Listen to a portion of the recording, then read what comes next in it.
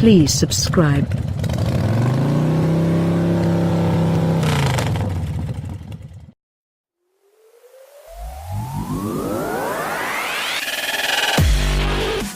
So says Eric Heuschele, manager of SRT Vehicle Dynamics, to the 20 or so authors he is about to turn loose on a racetrack from the Jeep Grand Cherokee Trackhawk. We are dealing with physics, sure, but also an earnest attempt to withstand them with equal parts horsepower and lunacy. Say, 707 horsepower Jeep to anybody who has not been paying attention, and they simply wiggle a finger into air and squint at you. We did drive the utmost Jeep on public streets, but this Grand Cherokee has track right there in its own title, so we also hit Club Motorsports, a new Hampshire club circuit so fresh that crews were still installing Armco the week before we showed up. It is a 2.5-mile StairMaster that works its way up and down 250 feet of elevation change in a maximum 14% grade. Maintaining his new Trackhawk from bending that new Armco is something Heuschele cares deeply about.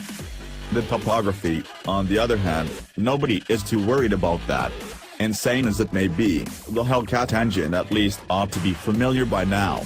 Down 251 cubic centimeters in comparison with Mopar's naturally aspirated SRT engine, it is a 6.2-liter V8 cap with a 2.4-liter Heuschele supercharger that stuffs the Hellcat's 8 cylinders with 11.6 pounds per square inch of boost to create such jaw-dropping output.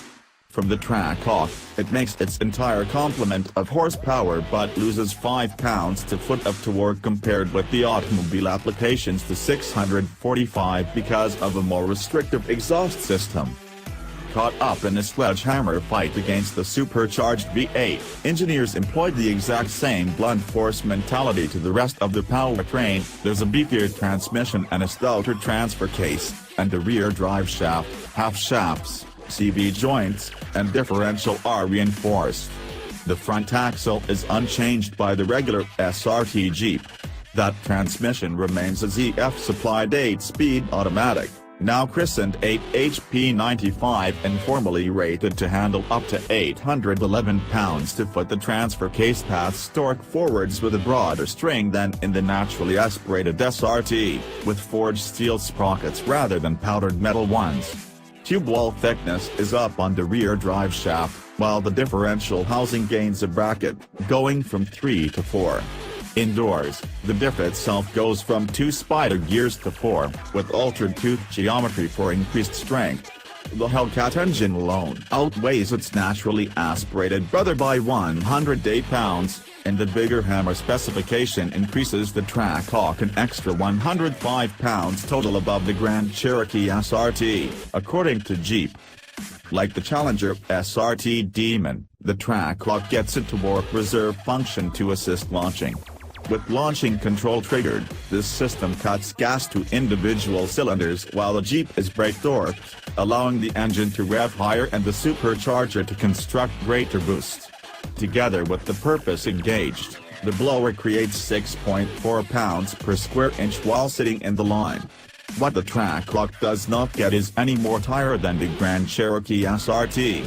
Lift your foot off the brake and the Trackhawk will squawk all for 295/45ZR20 Pyroless, possibly all-season Scorpion Verdes or more competitive P0s, on its way to what Jeep asserts is a 3.5-second 0 to 60 mph time.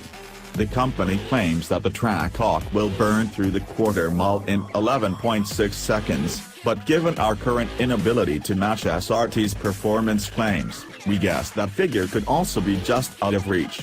Give or take a few tenths, however, Club Motorsports' 14% grade felt as flat as Google Maps 2D perspective, where, incidentally, the track still shows up as dirt as of this writing. We told you it was fresh. Our one complaint about the engine is that we need more blower whine once the accelerator is matted.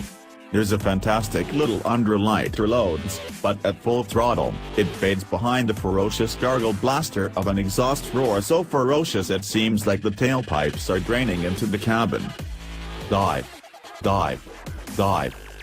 The 13.8-inch rears are the same, as are the 6-piston front and 4-piston rear calipers, but the Trackhawk's pinchers get a coat of yellow paint. Jeep hopes you like it, because it's what you get regardless of exterior color or whether you opt for the standard aluminum finish or optional satin black wheels. The latter are 3 pounds lighter per corner.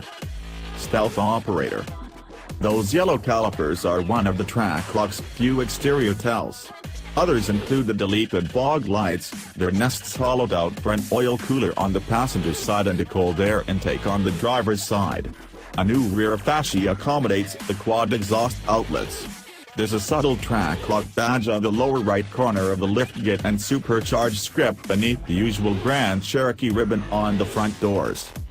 Inside, you will find Trackhawk logos on the seats, a Trackhawk exclusive red and black two-tone interior alternative, and a 200-mile-per-hour speedometer. That is optimistic by just 20 ticks, according to Jeep, but by its own orientation that the speedo always downplays your rate. 0 is straight down, 200 is straight up, and at 100 miles per hour, the needle points flat. To most people, a diminished pointer is requesting more miles, but this one only begins to shut on apartment at extra-legal speeds. The remainder of the interior is standard Grand Cherokee SRT cuisine, spacious, with comfortable seating front and back along with a large cargo hold. There is a reason the Grand Cherokee is one of those best-selling SUVs in the nation, and those 200,000 or so yearly buyers are not making a bad choice. While the Trackhawk's stiffer ride is evident on New England's Rocky Nation 2 lanes, it is not so unpleasant as to be a turn-off. Better not try to turn those off streets, however, because while the Trackhawk is a Jeep, its approach and departure angles are similar to those of a Toyota Camry. Budget overrun.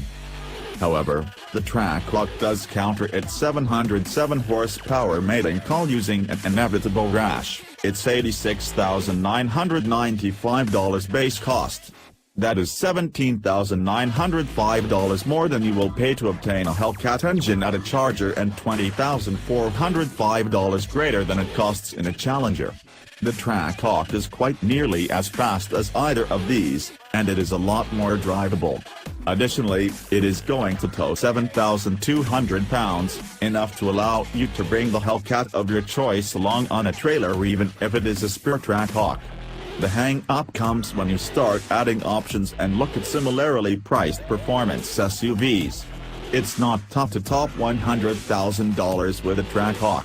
No, the BMW X5M and the Mercedes-AMG GLE 63 do not have horsepower ratings beginning with lucky number 7, but they are in precisely the identical performance ballpark and provide more polish and larger if entirely different prestige. Unless, of course, a buyer only wants the Hellcat mania at a manageable package. As it is an awful lot of pleasure defying physics in this Jeep.